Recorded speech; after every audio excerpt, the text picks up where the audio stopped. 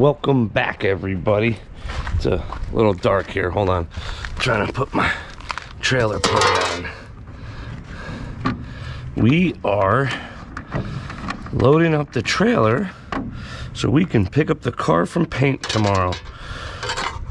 Tony called me today and said it was all done, ready to go. Oh God, come back. I had to unload the drag week trailer. You can see the tree that fell and hit this trailer. That's a battle right now. It fell and punched a hole in the roof. You can see the floor is still wet. Somewhere about, but you can see, oh yeah, it's starting to, ouch. You can see it's soaking wet. So, oh yeah, look at it all down my wall. Look at that. That's cool. Neighbor's tree fell on the roof. $4,300 to repair it. I paid $55,000 for the trailer.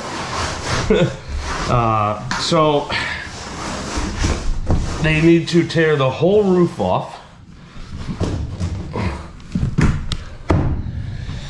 because the outside roof, because it's stitched or something the whole way. Look at this, it's like,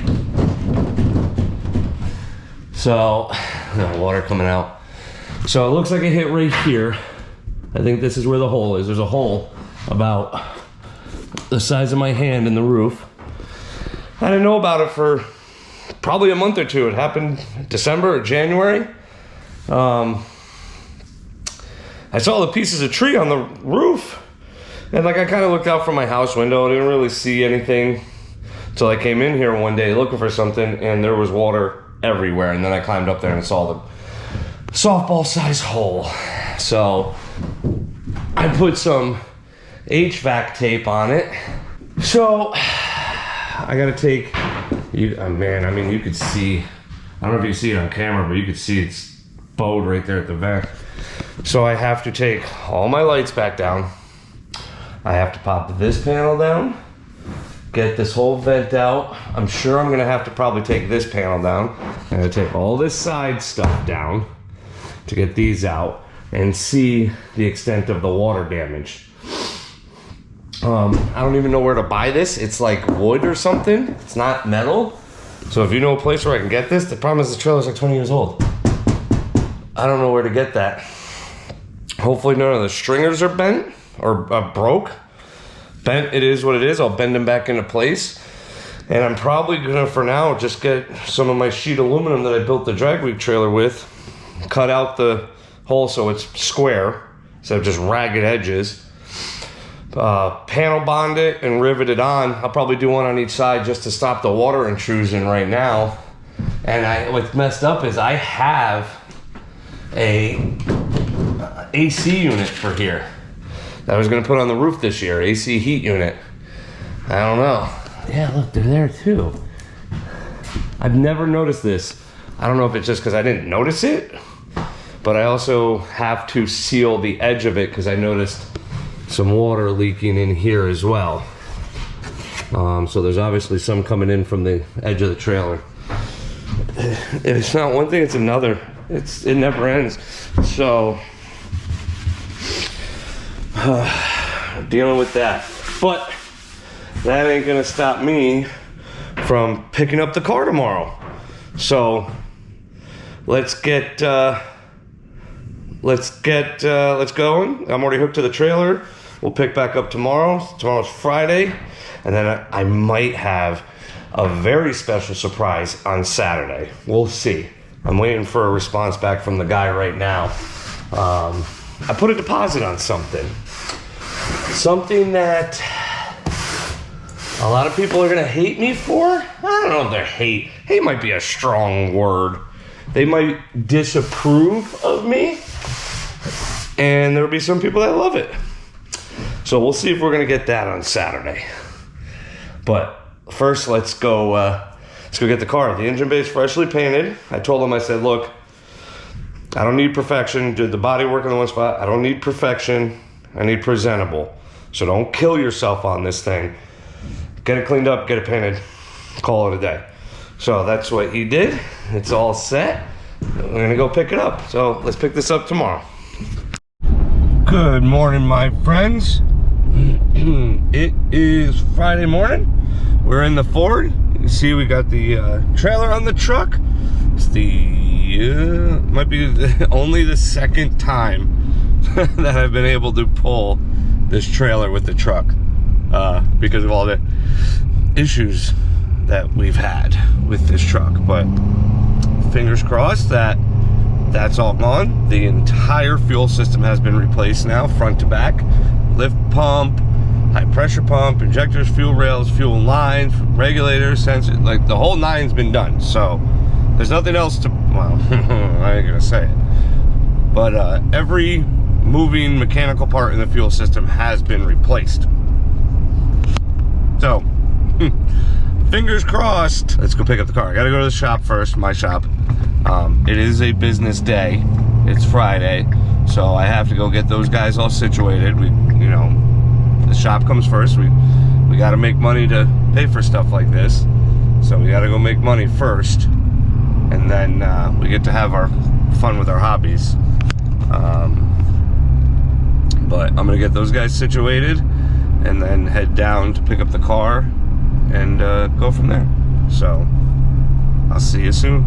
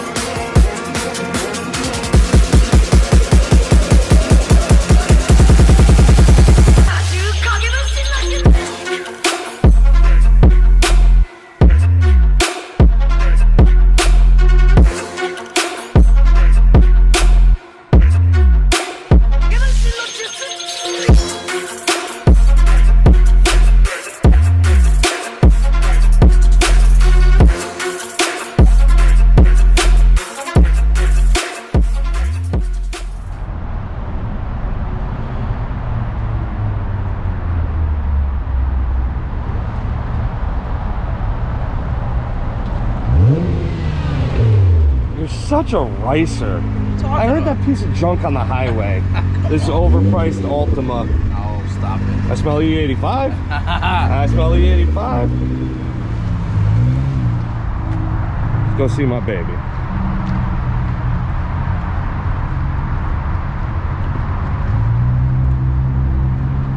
I love it. Love it outside. The painted handles. Look at those painted door handles. Love it. It's dirty as hell, but it's all shiny.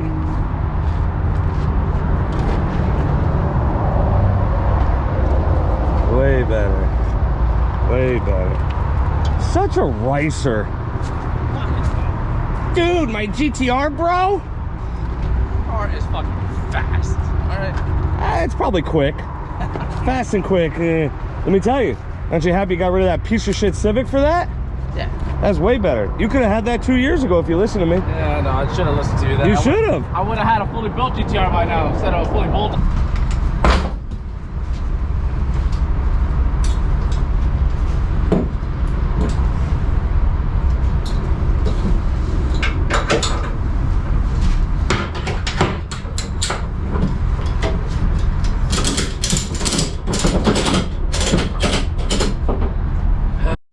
Good golly, this thing is dirty. Whew. Body shop dust. Get it out. Okay, so I've started to assemble some things. Stuff that can go in and not be an issue. You know, I got the clear view on, bolted down. Because what I'm going to do is I'm going to jack it up and get on stands, and I got to pull the coilovers out. I got to pull the front control arms out. So since those two things are going to be gone, I'm just going to take the whole, like everything off. Just leave the K-member and the steering rack in there, and I'm going to take and mask everything off, and I'm going to paint inside these wheel wells, because undercoat inside these wheel wells. So I got this stuff, SEM's Low VOC rubberized undercoating, premium asphalt-free coating for sound dampening, chip resistance, rust, and corrosion protection. So anyways, I'm going to do inside the fender wells with that, and I'll probably paint from like the hinges forward to the strut. Everything's just getting rusty because I drove it that one time in the winter. There's like rocks in here and stuff. Yucky. Alright guys, I forgot to film this before. I really wasn't planning to film it because it was supposed to be quick and easy. My intercooler tank, I was going to take it apart so I could paint it, clean it up and paint it because it just looks like trash. And my Davis Craig pump was completely frozen to the fitting here. I don't even know. It might be down in the garbage already. But, completely frozen. There it is. I had to heat it up and I had to torch it, get it hot to get this thing off. Well, now we got to repair it. So that fitting's gone, wrecked. I just cut it off. What I'm going to do is I got an ORB fitting here from Monkey Fab. But I got to weld that on, but I got to make this bigger. So I could just sit there and keep reaming this out, but we're going to try a little trick that works in the woodworking world, and we'll see if it works in the car world. So I'm gonna make like a guide with a hole saw and see if it works.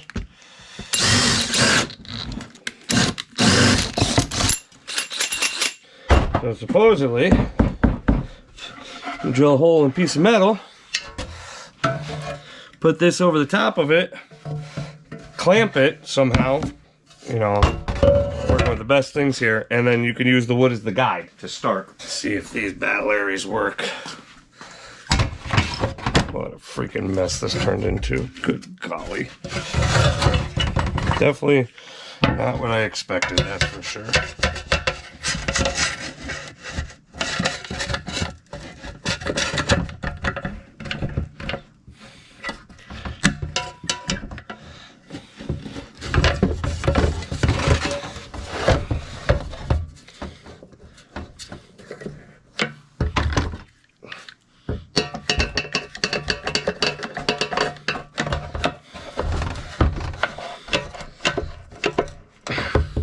This is kind of fun to get centered. Put the tank right in the garbage and see what happens.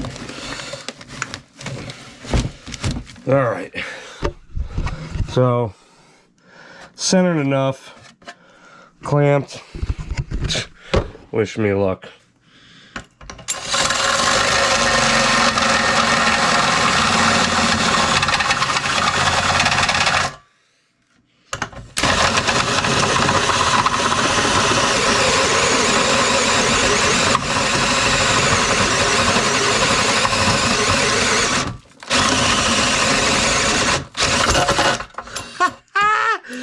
And it freaking worked like a charm.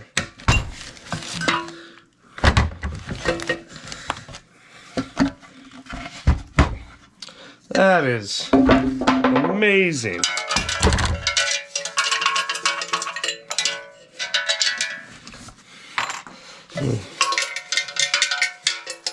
With the piece there, look at that.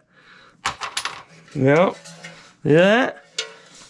Add that to a little book of tricks, huh? Wow, I'm honestly amazed that that actually worked. This is the part I like. I wish I didn't kill my welding tank. I mean, I could weld that right now and put it on, I guess. And then bolt this back into the car as well. So, yeah, maybe we'll weld that real quick. But yeah, I'm just going through drawers and I mount my horns back on. I'm not going to fill this video up with any more else because I really want to show you guys what I'm getting tomorrow in this video, so I don't have to make a whole nother video about that because it'd be like a 5-minute video like, hey. So we're going to go on an adventure. 6:20, 6 hours, 20 minutes away. It's all the way by the Pennsylvania-Ohio border. I'm going to jump in the truck like 3 a.m., hammer down, westbound and down, and then eastbound and down back. And we're just going to cannonball that. You know, 13 hours is not a big deal for me. That's about my range especially by myself. But yeah, it's about 13 hours I'm good before I have to take a little nappy poo. All right, guys. So I will pick up tomorrow morning when we are on our way to the Ohio border. Morning, motherfuckers. It is 3:25 in the morning. I'm trying to fill up. Good Lord.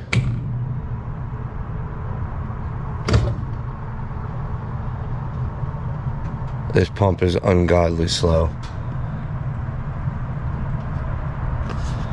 Anyway, I'm gonna fill up, get a cup of coffee, hit the road. I'll see you guys probably when the sun comes up.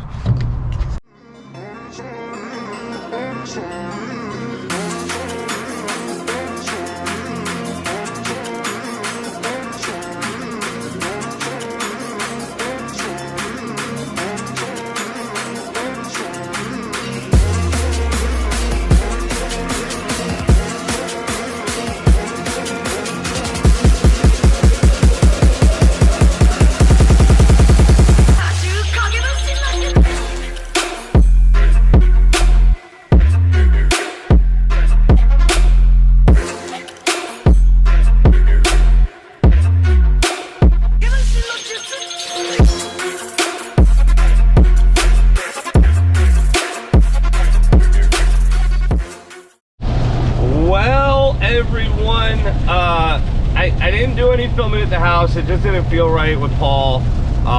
You know, some people aren't about it. Fine, I didn't even ask, but we got it loaded back there. You see it, but I can't really do anything right now because this is what I'm dealing with. It looks a lot better on camera. I literally drive to the camera. The weather is absolutely terrible.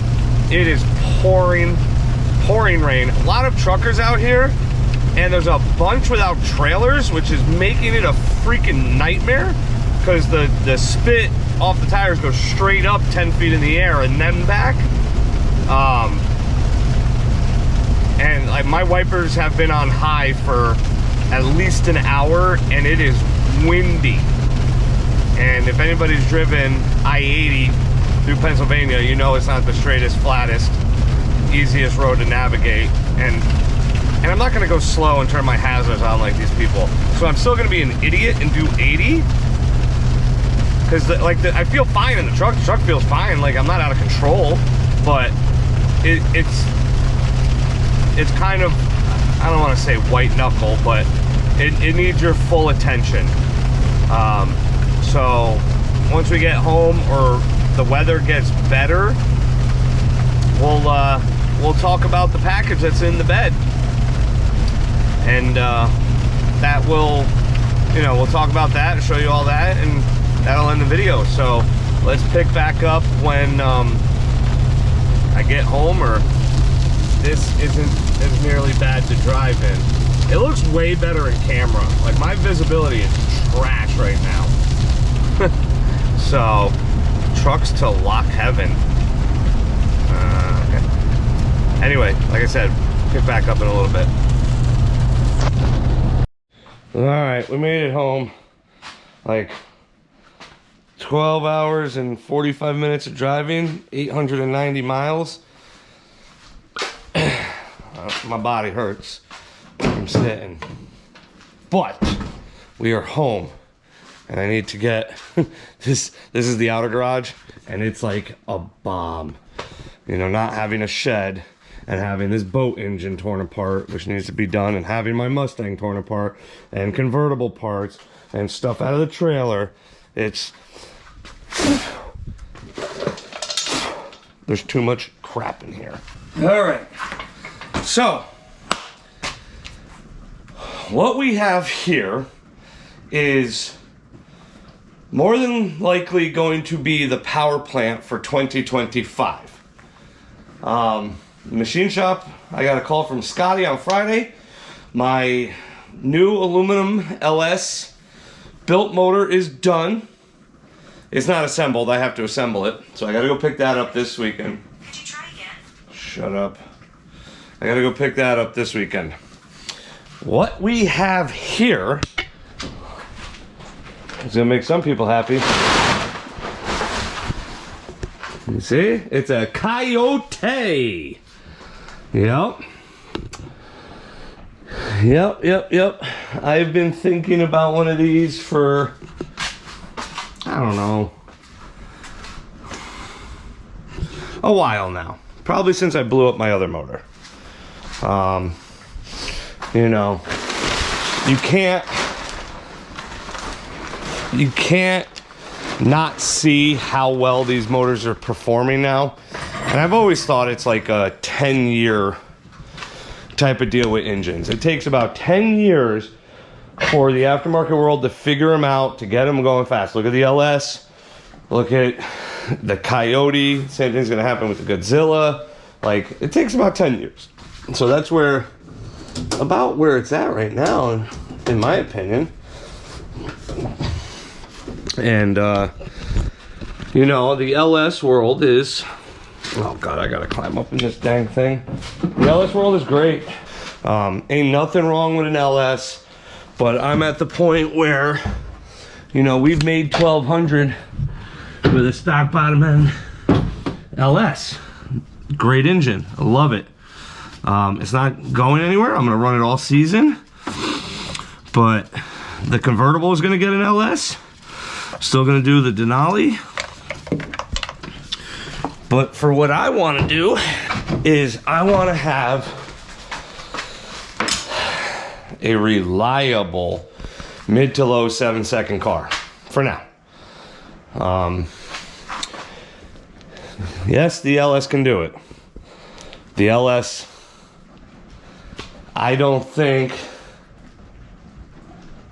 the LS is the correct platform, stock block wise. Real stock block, not a sleeve block. So this is a Trio 2 from an F-150, 2018 Gen 3 direct injected, which we're gonna get rid of, obviously. This is all garbage.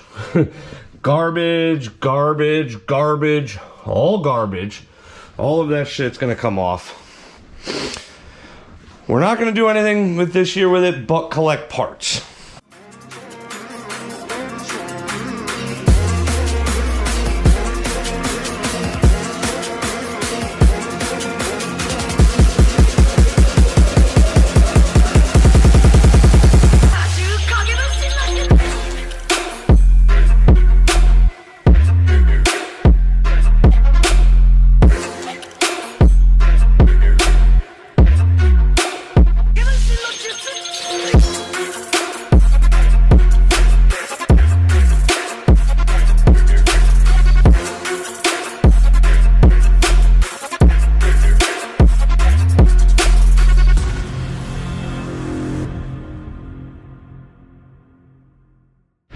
Alright, well, somehow, with my big fat fingers, I turned this thing into hyperspeed recording last night at the end of the video. I noticed it this morning when I was editing it. Everything I was talking about, which you guys really don't want to hear me talk anyway. But we got the Coyote on a stand. That is just going to sit there and hang out now.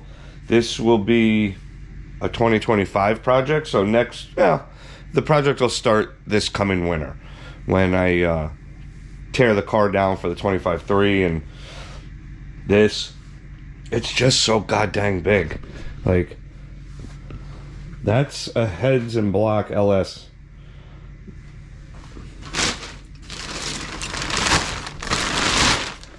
Like,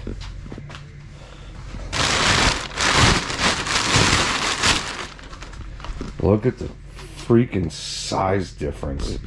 It's just massive. But it's very similar, the same weight. Lengthwise, 2-ish inches. So the engine bay will have to get repainted again next winter, because I'm going to have to cut the turbo mounts off. I'm going to have to cut the motor plate tabs off. And we're going to have to move that. I'm going to have to make mounts for an intercooler, because we're not going air to water. You know, it's going to be a lot of work. It's going to rebuild a whole car. That's why I went LS this year, because I just don't have the time for it this year. Mock-up blown up motor. So we're gonna collect parts for this thing. I'm gonna put a Google spreadsheet together on prices for everything that's gonna cost me to swap over. I'll put the prices up of building the LS motor. You know what, I'm going through that. I didn't sleeve that motor. I'm probably gonna sleeve this motor. We'll see how money is. I'd like to keep my LS, the built LS motor, but you know, if I have to sell it, it's like 15-17 grand there, oil pan to intercooler, you know, to recoup money for this thing.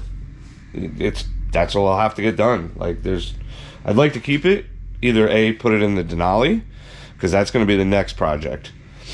Like I'm talking down the road. Like I don't want to build another car, because the Green Mustang is going to be a freaking race car. Like 25.3 built Coyote twin turbo, like it's going to be a race car that I'm going to drive on the street, but it's not going to be as enjoyable. So I'd like to do the Denali, slam that thing to the ground, 800, 900 horsepower in it, get it looking good again, and have fun with that. Meanwhile, we still got the convertible to build, so the convertible is going to come before the truck.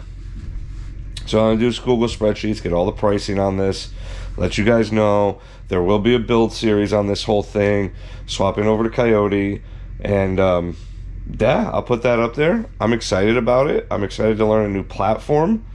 You know, this car's been an LS car for, I've had it, when did I buy this thing? 2015, 2016, somewhere around there I bought this car. So I'm excited. I'm excited to change it up a little bit. I have been getting bored with the car, so I think this will reignite. The car's fast, the car's fun, but like I'm bored with it, and I think that's why I don't want to work on it anymore. So we're gonna put the Coyote in it and go from there. I hope you guys like that. Let me know in the comments what you think about me converting this thing over next year. Let me know if you like it. Let me know if you dislike it. At the end of the day, I'm not a brand loyalist. I'll never be a brand loyalist, ever. I think it's one of the dumbest, most narrow-mindedest things you can be in this world.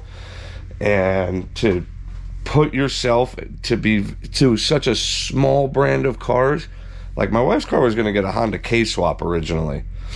I had pretty much everything. I pretty much sold everything off, but like there's the intake manifold for it that I bought. The only reason I ended up not doing that was because it was going to go to my wife, and I didn't want her to have any issues going down the road. That's why it's getting this 5.3 with a cam and that brand new 4L80. Simple, reliable. I'll never freaking worry about her driving that car ever. But we got to do it, because look, transmission, motor, rear end, all sitting here done, ready to go in. Not done, the motor's not done. Once the green car is assembled, I know I've said this a couple of times before, once I put the motor in the green car this year, it's another reason why it's got an LS this year, so I could have more time this summer to work on the convertible.